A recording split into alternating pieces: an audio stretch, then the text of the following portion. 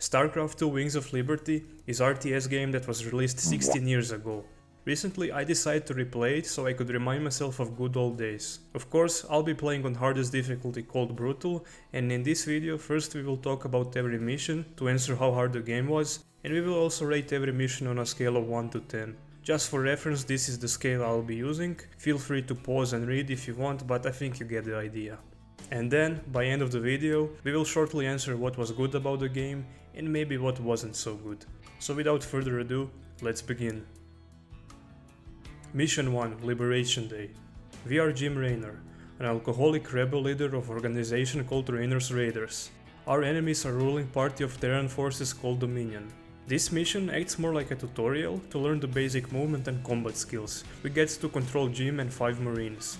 Goal is to free civilians from Dominion, and of course to nobody's surprise this is very easy. Only tactic we have to apply is to let Jim attack first so he could take all the aggro. He has 200 HP and regular marines only have 45. Funnily enough, we have bonus objective to destroy 6 holograms that spread Dominion propaganda, but there is zero reward for completing that. I do it either way because it's easy. I make the final push to destroy Dominion headquarters, and this boosts civilian morale to fight back the Dominion. Difficulty rating 2 out of 10.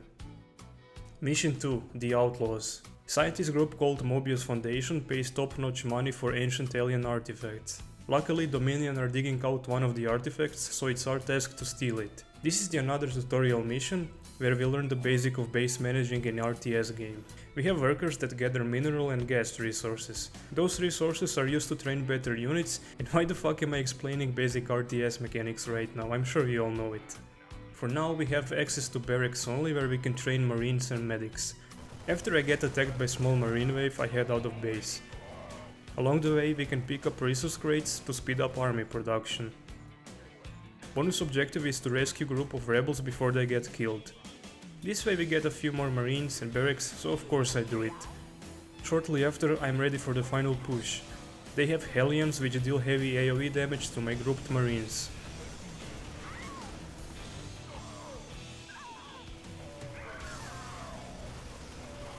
Other than that, there was a siege tank which in theory is even bigger threat. Eventually whole base is destroyed, we steal the artifact and mission is over. Difficulty rating 2 out of 10. Mission 3, 0 hour. We have to wait for transport ship to pick us up. There is a slight problem. For some weird reason alien race called Zerg are invading the planet. Therefore, our task is to hold position until ship arrives. I unlock bunker this time, which is frankly very OP in this game, especially later when I get to upgrade it. For now we can stuff 4 marines into each bunker. This is another very easy mission. All I have to do is spam marines and bunkers. What helps a lot is the fact that early waves that Zerg send are a joke. This gives plenty of time to spam large amount of marines. Throughout the mission, we get the distress calls 3 times from nearby rebels. I send small group of marines to pick them up, and honestly that's about it. I don't really have much to say about this. Ship arrives and we escape the Zerg infested planet. Difficulty rating 3 out of 10. Back on the ship we watch news, and it turns out Zerg started mass scale invasion across entire galaxy. They are led by Queen of Blades, and fun fact, she used to be a regular human and Jim's ex-girlfriend. Back then both were part of Dominion's army. Also, now on the ship I get to spend credits and research points to upgrade units and buildings. For now I only have enough money to buy plus 10 HP for marines. Other than that, I get to choose in which order I wanna do some missions. So for mission 4 I choose evacuation. Leader of Terran farming colony Dr. Ariel needs our help to escort civilians back to transport ships. Mission begins with us controlling 2 medics and 2 firebats. In theory, firebats are tanky frontline units, good against stacked light units. In reality, they are expensive dogshit units that have buggy attack animation, therefore it's just better to stick to marines. Anyways, as I said earlier, we have to escort trucks back to extraction location on the other side of map. This has to be done 5 times in a row, and we are not allowed to lose more than 2 trucks in the process. Also, we have bonus objective to collect 3 Zerg research samples, which later can be used back in ship's laboratory section. From now on, majority of bonus objectives will revolve around collecting those samples around map. What I find weird about this mission is that Zerg send 0 attacks towards our base, and since trucks are very slow, it gives me plenty of time to stack up large numbers of marines and medics. Naturally, every truck gets attacked by bigger wave of Zerg, but that doesn't fucking matter when you have over 100 units stacked together. Not enough minerals.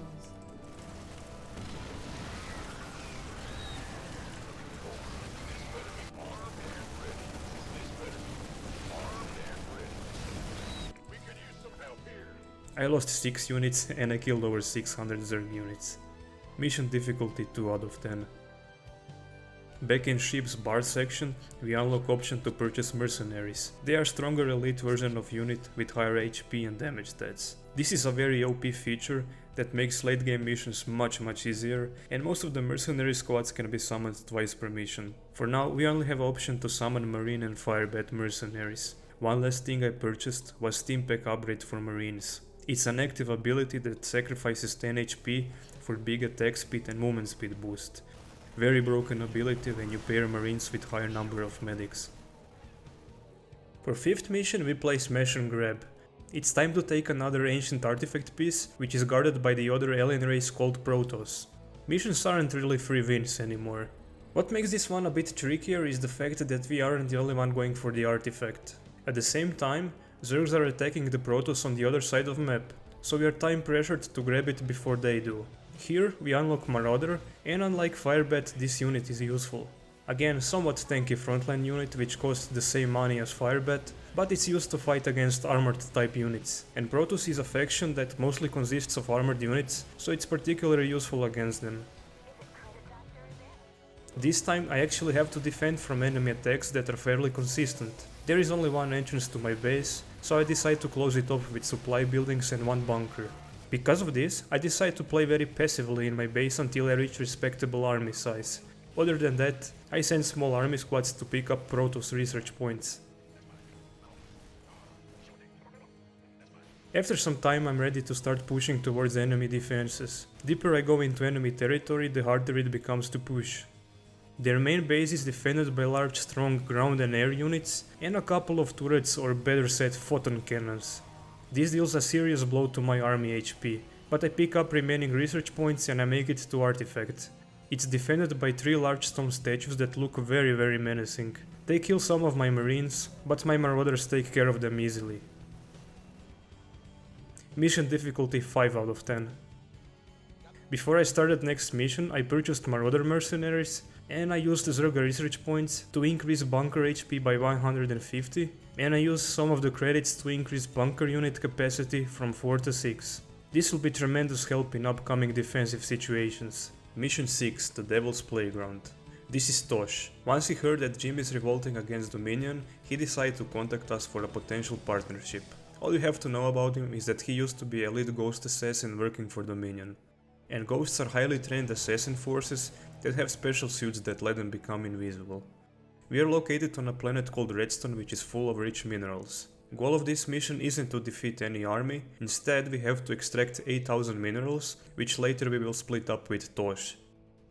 Problem is that every couple of minutes lava levels rise and we have to evacuate all our units to high ground. And the tricky part of this mission is that you aren't allowed to overspend your resources, because this prolongs our mining operation by quite a lot. And on top of that, we have to move our workers around map to pick up minerals, so heavily fortified static defenses aren't an option here. However, we unlock Reapers and they are very fast and they can platform jump. I'm supposed to use those Reapers to explore areas around map. And this rewards us with more Reapers, and we can also pick up mineral and gas pellets around map. I'm also rewarded for destroying enemy hatcheries, which drop around 400 to 600 minerals. But because I suck at microcontrolling, I lose most of the Reapers and I can't afford to replace my losses. When we combine this with fairly frequent Zerg attacks, this becomes one hell of a mission. I restarted it maybe twice to learn the right balance between saving and spending resources. By the end of the mission I decided to take on a side objective, which is to kill this Brutalisk. Brutalisk is very tanky and it deals high damage, but it's very slow. And killing it rewards me with 3 Zerg research points. Was the mission hard? Yes. By the end of the mission my whole base is destroyed, all I have left are 7 workers, 11 marines and 2 medics. So I have to give this one 8 out of 10 for difficulty. Back at the ship I purchase upgrades for medics, which basically makes them much more effective at healing. Mission 7, Welcome to the Jungle. I choose to do another mission revolved around Tosh, because completing Tosh's questline lets us unlock ghosts. This time, instead of collecting minerals, we have to gather some kind of special terrazine gas. For some reason, this gas is sacred to the Protoss race living here. Also, I unlock Goliaths. They are robots that can attack both ground and air units. Because we don't have any upgrades unlocked for Goliaths yet, they are quite shit in my opinion. They are expensive, they take a lot of supply space, and their training time is really slow. On top of that, Protoss have really strong air forces, and my anti-air capabilities just aren't good yet. And worst part is that Protoss sends strong attack waves, consisting of Templars and Colossi, that fucking annihilate my grouped army. To counter this, you have to have good micro and reflexes. Of course, it's something that I don't have. In my opinion, this mission is really hard for this stage of game. There is so much multitasking you have to take care of, and it becomes very easy to lose army. Here's what I mean.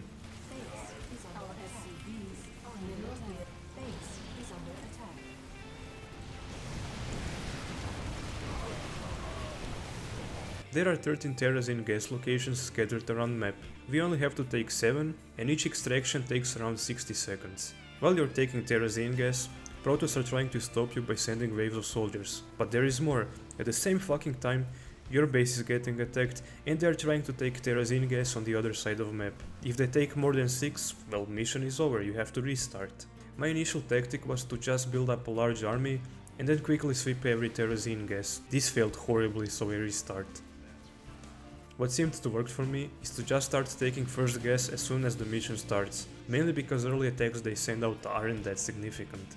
Of course, there are 4 Protoss relics scattered around map, and getting to them can be a bit tough. As I said earlier, it takes me a couple of retries to learn the AI patterns, and for that reason I gotta give it a difficulty rating 8 out of 10. Back at the ship I get anonymous message which says to be careful around Tosh. Apparently he's using those minerals and gas to train special type of ghosts called specters. They have some special kind of training, and because of that they tend to have psychotic episodes and they go on uncontrollable killing sprees. Jim suspects that it's Dominion trying to turn us against each other, so we let it slide. In the armory I spend my credits to fully upgrade bunkers and missile turrets. Mission 8, the Outbreak. Dr. Ariel once again asks us for our help. Her colony recently moved to another planet, and it seems like her people are infected by some kind of Zerg virus, which basically turns humans into zombies. Zombies can only function during night, and once the day arrives they burn to death. Luckily this planet has a very short day and night cycle, so it's not that hard to defend.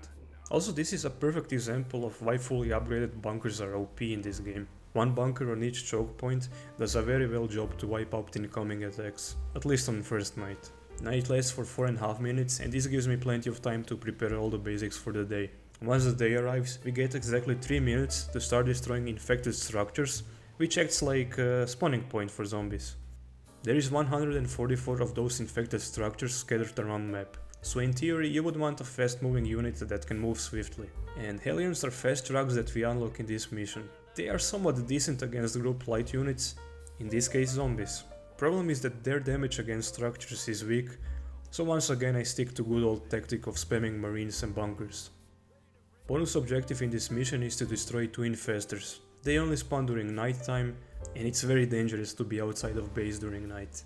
I mean, at least they spawn on same location every night, so I just pre-place Hellions on those exact spots. Once they spawn, I kill them effortlessly and swiftly move my Hellions back to base. Back when I was a kid, this was my favorite mission. Defending fortified position against large number of zombies, it simply doesn't get any cooler than that. But now when I'm a bit older, I can see how underwhelming and easy this mission is, so I gotta give it 4 out of 10 on difficulty scale. Back at the laboratory, I have enough Zerg research points to unlock planetary forces. Honestly, I don't even really use this feature that much. Mission 9, the Great Train Robbery. We hear the news that Dominion are trying to transport something very important via trains. Our mission is to find out what that is. Every few minutes they send out one train, and my job is to intercept it. First train has no protection, so it's taken down easily. While I wait for the next train, I have side quests to find abandoned diamondbacks scattered around map. This is very useful because we get a free unit that is fairly expensive, and on top of that I get to find some more minerals. Speaking of diamondbacks, they are bread and butter of this mission, mainly because they are the only Terran unit that is able to move and shoot at the same time.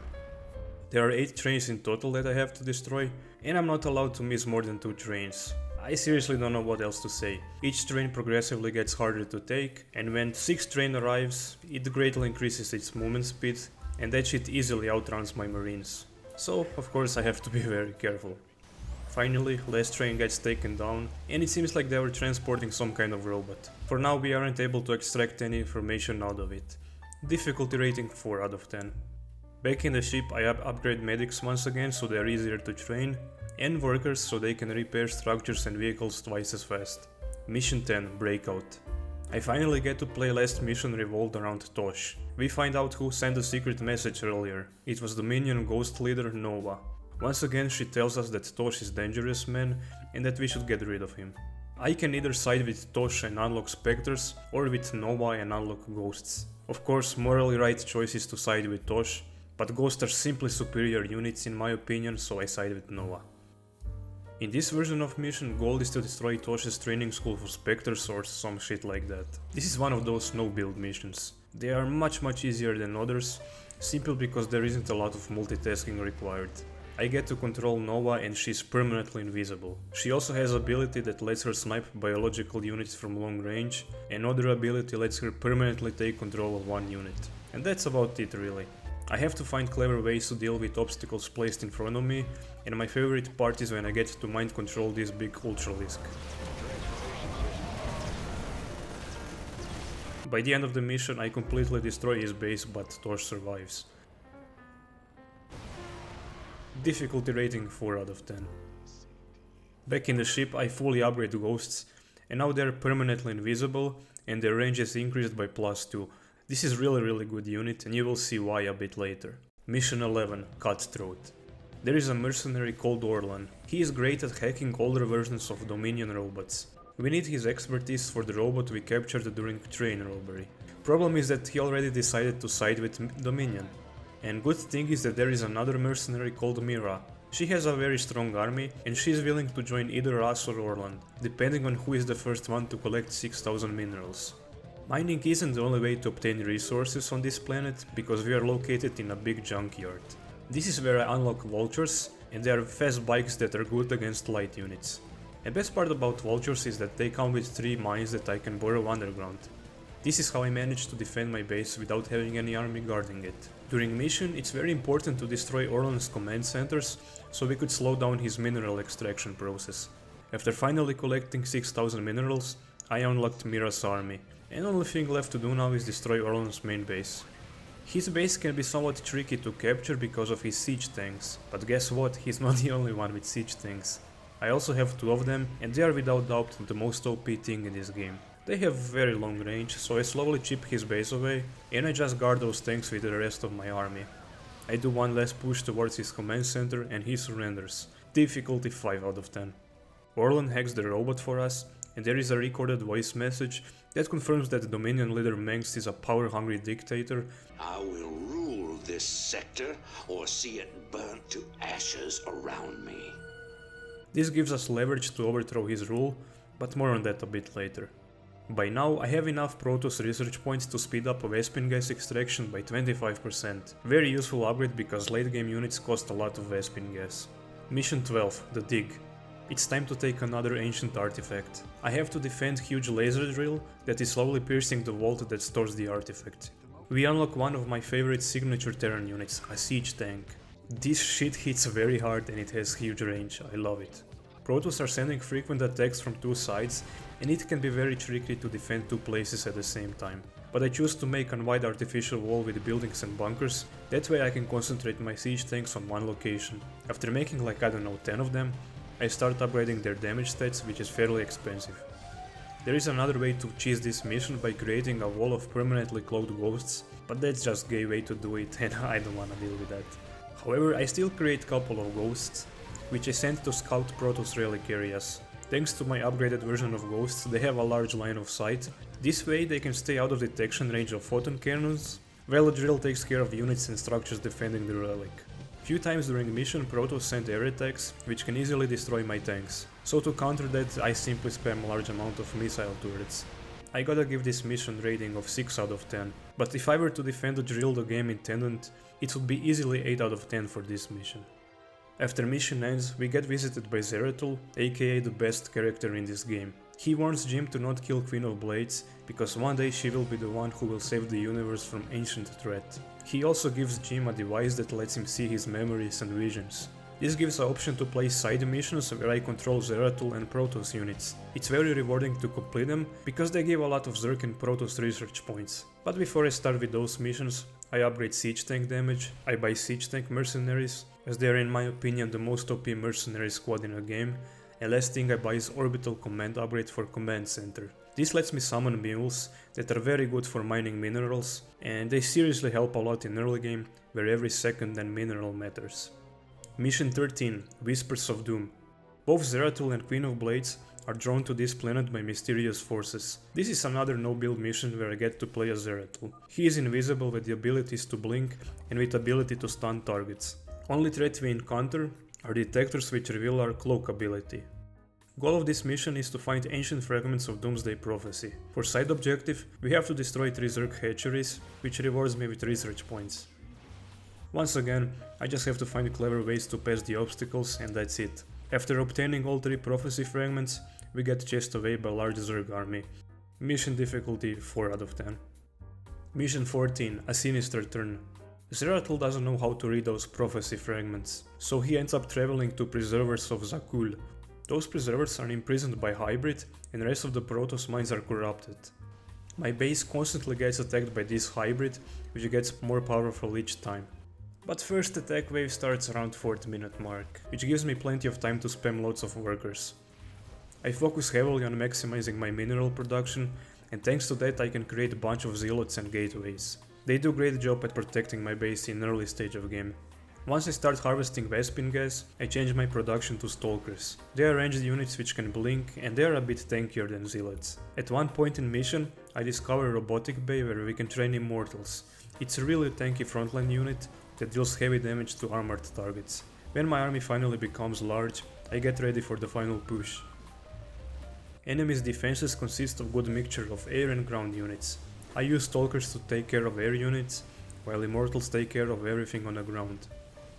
Preservers are freed from Hybrid's corruption, they examine the prophecy fragments, and seriously they aren't sure themselves what to do next. They tell Zeratul to seek Overmind next, and only then he will know what to do next. Mission difficulty 5 out of 10. Mission 15, Echoes of the Future. We are located on the home planet of Protoss called Ire. Few years ago, Protoss were exiled by Zerg and Overmind's corpse is located here. My task is to send Zeratul to Overmind's tentacles, so he could absorb its past memories and emotions. Once again I get to control Protoss base, and I gotta say this mission is very easy. In upper right corner, I get a timer that basically tells me when is Zerg getting ready to attack me. They send their attacks through Nidus worms on 2 locations. I can just use Zeratul's ability to stun one of the worms, and that turns those attacks into complete joke. Another thing that makes this mission a joke is that this place is full of minerals and gas, and this lets me create fully upgraded Stalker army very fast. Best part is that Stalkers take care of enemies' defenses without any trouble. Sure, I lose some of them, but thanks to my resource reserves, I replace my losses very fast. I let the Zeratul get freaky with tentacles, and he finds out few important things. Mission difficulty 4 out of 10. Let's do a quick TLDR so you can get the idea of what is happening in Starcraft universe. There is an ancient godlike race called the Xel'Naga. They are creators of both Zerg and Protoss, and one of the Xel'Naga creators called Amon basically made Overmind so it could control Zerg race easier. Overmind was Amon's slave, but he made the mistake of giving the Overmind ability of reasoning and morale. Amon hated the current creation of Xel'Naga, so he had idea to make perfect race of hybrids, which had all the best traits of Protoss and Zerg race. Overmind isn't stupid. It realized when hybrids are created that sooner or later they would wipe out all the Zerg life force. This is why Overmind created Queen of Blades as act of rebellion against the Xel'Naga. In case you don't know story of Starcraft, I hope this cleared some things for you. Mission 16, In Utter Darkness. This mission is basically a warning of a future vision where Queen of Blades is defeated. We are in Doomsday scenario where our only task is to die. And this is without a doubt the hardest mission of entire campaign. What you're supposed to do is defeat 2,500 Zerg units before dying. I get attacked from 3 sides, and over time waves become so large that I just can't keep up with it. Hardest part starts when Amon keeps sending waves of hybrids. They easily destroy my defenses, and it's fucking hard when you have to replenish your army non-stop. At the same time, I'm supposed to micro my army around map. Creating bunch of carriers seemed to somewhat work, but once again my entire base gets destroyed and they easily destroy my carriers. I try few more tactics, but they just aren't good enough. After 3 hours of struggle and frustration, I decide to chicken out, as this was the last Protoss mission anyways. Of course, mission difficulty 10 out of 10. Now we are back to main storyline, but before I continue any further, I finally gotta spend research points. On Protoss skill tree, I research ability which lets me automatically harvest Vespin geysers. Other unit I unlock is Science Vessel, this is basically medic for mechanical units. On Zerg skill tree, I research Hercules, which is a large tanky transport ship, and I also unlock ability that lets mechanical units slowly regenerate life. Mission 17, in Safe Haven. It's time for another mission revolving around Dr. Ariel. I can either team up with her and defend the colony against Protoss while she works on a cure for the zombie virus. Or I can team up with the Protoss and wipe out her colony, and that way we don't risk a infestation that could spread across entire galaxy. Morally, I would like to help Dr. Ariel, but Protoss research points are much more valuable, so I chose the second option. In this version of mission, my goal is to destroy infested settlements. At the start there is 4 of them, but as time goes on, more and more of them get infected, which in theory makes it harder to defend my base. But I have a tactic which works flawlessly in this situation. Those gas extraction upgrades I got earlier make it very easy for me to spam a large amount of ghosts. When I place them into bunkers, they have really long range and enemies have hard time breaching my defenses. And best part is that most of the units Zerg send are light units, and ghosts have much higher damage against light type units. Once I get like, I don't know, 20 ghosts, I send them to wipe out the first settlement. They only have 1 detector over there, and once I got rid of it, they legit couldn't do anything against my ghosts. 20 minutes into the mission, I'm officially out of gas, so I have to start expanding on the top side of map. They have a lot more detectors over there, so I sadly lose some of the ghosts. Anyways, 10 minutes later, I have over 40 ghosts, and this shit easily shreds the rest of the settlements. It's very satisfying to watch them slowly chip away enemy units and buildings. Field completed. It took me around 40 minutes to beat this mission, but that's because I was taking things very slow. Difficulty 4 out of 10. Sadly, when I get back into the ship, I find out that Dr. Ariel turned into one of the infected, so Jim kills her. After that, I purchased Viking and Goliath mercenaries. Mission 18, the Mobius Factor. We have to help scientist group Mobius evacuate from their planet. In case you forgot, they are the ones who pay us money for the artifact fragments we steal. Goal of the mission is to destroy their data centers before Queen of Blades reaches them. Inside of those centers are coordinates of the other artifact fragments, so that's why she's interested in them. This time I unlock healing transport ships called Medivacs. And I'm supposed to carry my troops around map, because it's a fairly large map with lots of Zerg units scattered around. Problem is that their anti-air is somewhat decent, so it's very easy to lose Medivacs full of troops, and that would force me to push slowly 1 meter at a time. However, I can just make Hercules instead and pair it with Science Vessel.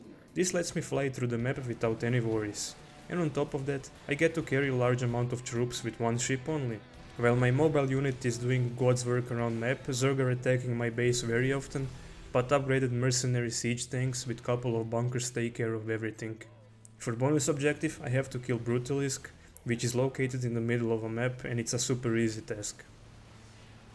Shortly after, I make it to the final data center, and I focus it only while I fully ignore Zerg attacking my troops. Mission difficulty 4 out of 10. Now I'm able to purchase last Zerg upgrade. It's a structure that lets me permanently take control of Zerg units. Other than that, I purchased the second upgrade for Siege Tank. Mission 19, Supernova. It's time to take another artifact piece. We have to be very quick because planet is on fire due to a large amount of energy being released from Supernova. I started the mission with 4 Banshees. It's a flying unit that can turn invisible, and sadly it can target ground units only. I cleared the landing zone for my mobile base, and then the real mission begins. I have to constantly push forward before the fire reaches my base. Thanks to mules and automatic gas extractors, I can take all resources very fast. This lets me build more benches, which clear early defenses without any effort. Once I reach the outpost in the middle, it gets a bit tricky due to a large amount of photon cannons. Mercenaries help a lot in this mission. I mainly focus on buying siege tanks and Vikings. And seriously, I don't know if I would be able to complete this mission without 4 siege tanks. They slowly chip away enemy base while Vikings defend them from air units.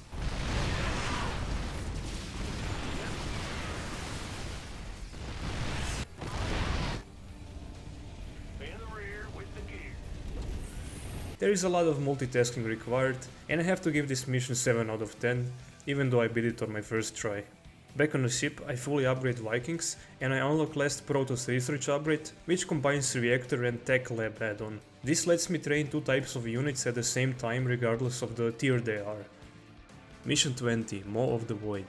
This is the last mission revolved around collecting artifact pieces. To complete this mission, you need 3 things: patience, battlecruisers, and even more patience. We are located on old Zelnaga ship, which has couple of refill generators. Units inside of them slowly lose health, so of course you need something tanky as battlecruiser. And problem with them is that it takes a lot of time and resources to train them.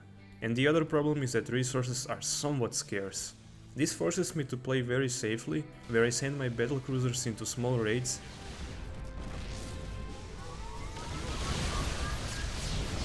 and then I retreat them back for a couple of minutes until they are passively healed by science vessels. For side objective, I have to free Dark Templars from prisons. They are the only unit that doesn't take damage inside of refill generators. But this place is full of detectors, so I just use them to pick up resource crates scattered around map. After some time, Protoss deploy Mothership, which patrols around map. It's a very tanky unit that cloaks everything in its range. However, by the end of the mission I have so many battlecruisers, and this allows me to just focus on the main objective. Difficulty 6 out of 10. Back at the ship, I purchased Battlecruiser and Banshee mercenaries. These were the last 2 squads I had to buy. Mission 21, Engine of Destruction. The minions are building very dangerous mechanized weapon called Odin. At the beginning of mission we send out a small squad to steal it. Once it's captured, our friend Tychus takes control of it, and it's our task to destroy remaining Dominion bases before leaving planet with Odin. Every couple of minutes Tychus goes to destroy Dominion bases, and if I lose Odin I have to restart the mission. Luckily I can repair it using my workers, but because I play on brutal difficulty, enemy AI tends to focus my workers, so it can be a bit tricky to repair Odin sometimes. On top of that, Odin's weaknesses are air units, and my initial tactic was to spam Vikings only, as they are strong against most air units. That tactic failed horribly, so I restarted the mission. On my second attempt, I decided to spam battlecruisers only, and this made the earlier part a bit harder, mainly because it takes quite some time to build a couple of battlecruisers. On top of that, I get attacked quite frequently, but once again I'm gonna repeat myself like broken parrot and say that 2 bunkers and couple of siege tank mercenaries do a very well job at defending my base.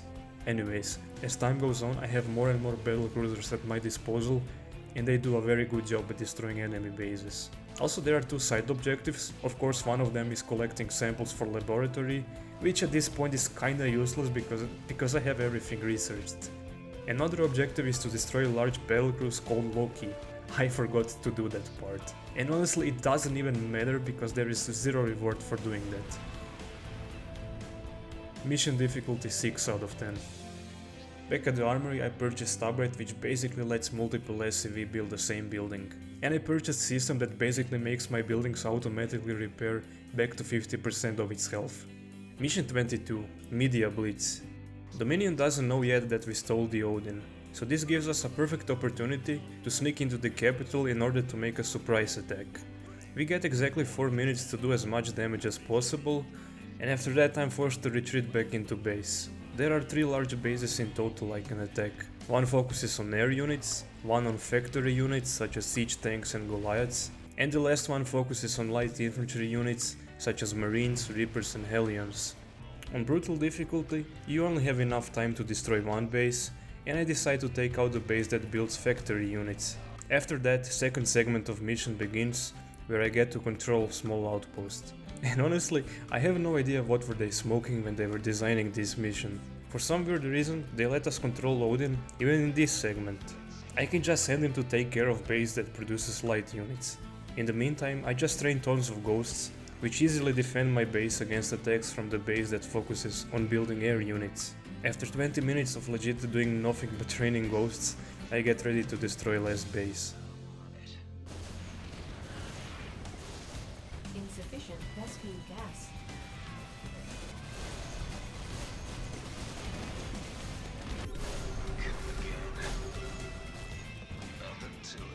The part I forgot to mention earlier is that each base has a broadcast tower. My job is to upload files we retrieved earlier from the train heist. I have to defend my positions while the files are uploading, and do I even need to say that my ghosts wipe those attacks without any trouble?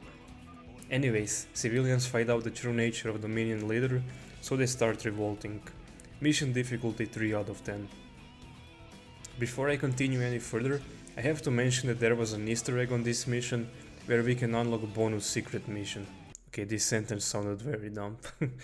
All I had to do was destroy one building with Odin, which holds some kind of secret documents. Mission 23, Piercing the Shroud. This is that secret mission, and honestly at this point I don't even have to complete it, so I will quickly go over this. We get to control Jim and group of marines to find out what were Dominion doing over here. As we slowly push forward, we can see that scientists are trapping Protoss and Zerg units, and I think you already know in which direction this is going.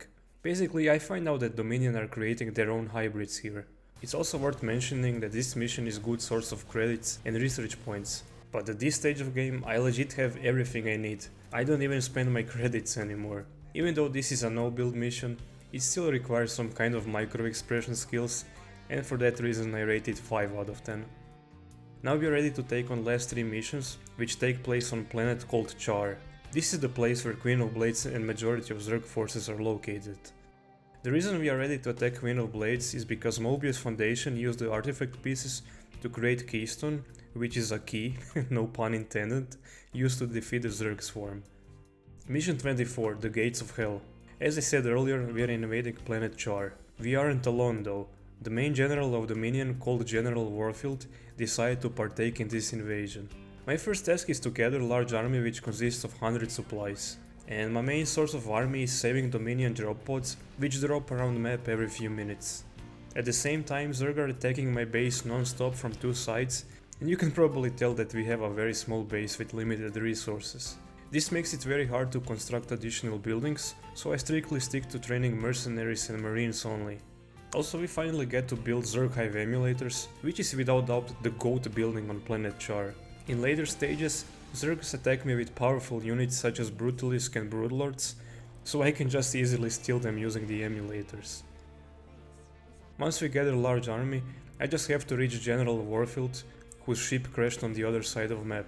My army consists of a good mixture of heavy frontline units, siege tanks and strong airships, so I destroy enemy defenses without any trouble.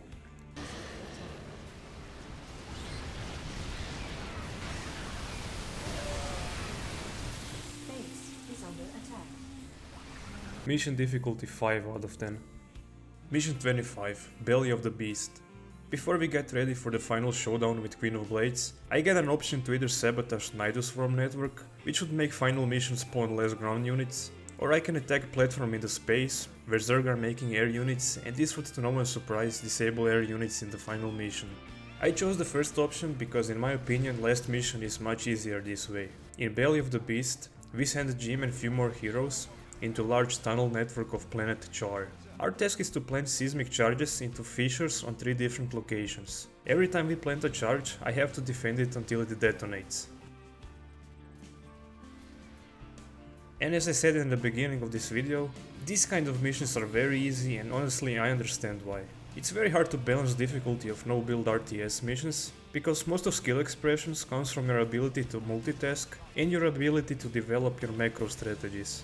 Here you just have to press right combination of abilities at right time and that's about it. Worst part of this mission is that if one of the heroes dies, they just immediately respawn after 20 seconds of being near them.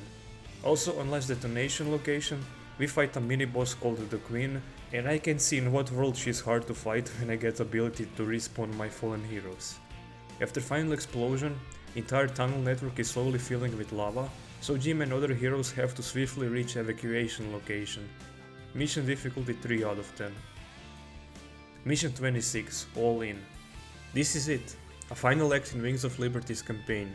In order to activate Keystone, we have to let it charge for 30 minutes. Problem is that Keystone is sending psionic waves, which attracts every Zerg surrounding us. In this version of All In, most of the attacks Zerg send are consisting of air units. We start the mission with lots of workers, which lets me carelessly spend my gas and minerals. And most of my resources go towards spamming lots of emulators, which I use to steal enemy air units whenever I can.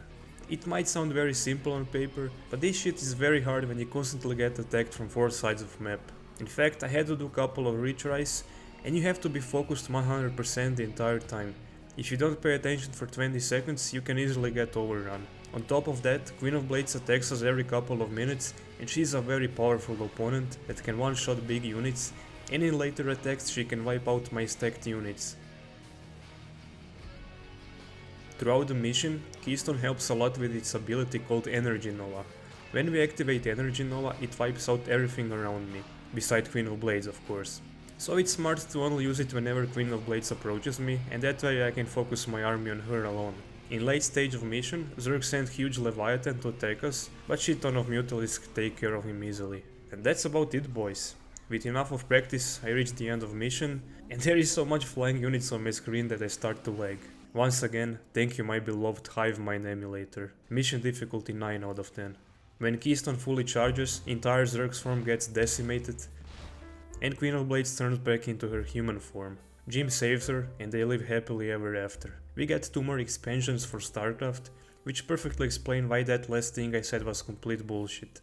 Now that I went through the entire campaign, it's time to answer how hard was this experience. According to my calculation, average mission difficulty turns out to be 4.9 out of 10, which I have to say is fairly accurate. But I also want you to keep in mind that this isn't the first time playing this game. I know enemy AI patterns and I know which unit is good in certain situations. And if you're someone who didn't play this game before, I can see this game being 7 or 8 out of 10 on difficulty scale for you. While we are still on topic of difficulty, I gotta say they did a good job at scaling it. Some games just scale difficulty by screwing around with numbers. They make you deal less damage and they make enemies deal a lot more damage. This isn't the case with Wings of Liberty. On harder difficulties, game speed becomes faster, which makes it hard to multitask. Also, enemy AI is smarter and they tend to focus high priority targets like medics or workers that repair buildings. They also start building stronger units, which makes it much harder to defend and attack enemy positions. And then of course on top of that, enemy units are tankier and they deal more damage on Brutal. I would have to say that hard difficulty is probably 2 times easier than Brutal 1, so I would recommend playing one of those 2 options. Now for the other part of Retrospective. How good is the game actually? Short answer, this game is 10 out of 10, a masterpiece. Let's explain it a little bit though. For starters, gameplay is a very smooth experience. You play a fast-paced game which doesn't feel sluggish or bland due to having smooth animations, great unit pathing, and hotkeys and macro grouping which adds extra layer of skill expression to whole experience. On top of that, your eyes are blessed with very nice looking graphics, which perfectly describe the creepiness and desperation of whole situation. I'm specifically talking about missions where you fight Zerg race. Also, voice lines and sound effects are of a very high quality. When units die, it really feels like it suffers. It's not one of those generic sounds we can hear in many other RTS games. And soundtrack you hear while playing Terran Race is just so badass. Whoever came up with the idea to mix orchestra with metal and country music is a genius. It describes desperate apocalyptic situation which can be prevailed by sacrifice and heroic acts. I know it sounds like I spit random bullshit out of my mouth just to sound a bit smart and poetic, but seriously give a listen to Starcraft 2 Terran Team 1-4 and let me know what you think in comments. While I'm still on topic of gameplay, I can't forget to say that what keeps bringing me back to this game every few years is just how replayable campaign is. The fact that we don't have to choose missions in specific order and that there are various upgrades and strategies we can implement is just nice and refreshing for RTS story mode enjoyers like me. Last thing I wanna talk about is story and characters. They are very memorable due to their complexity and how real they feel.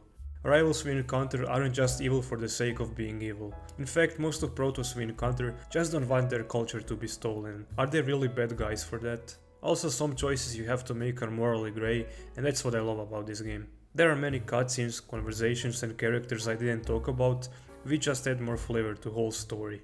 Maybe nostalgia played a major role in my decision to give this game a 10 out of 10 score, but best part is that this game is legit free to play and you don't need a beefy modern PC to run it. I guess only bad thing about it is that you have to download Battle.net launcher.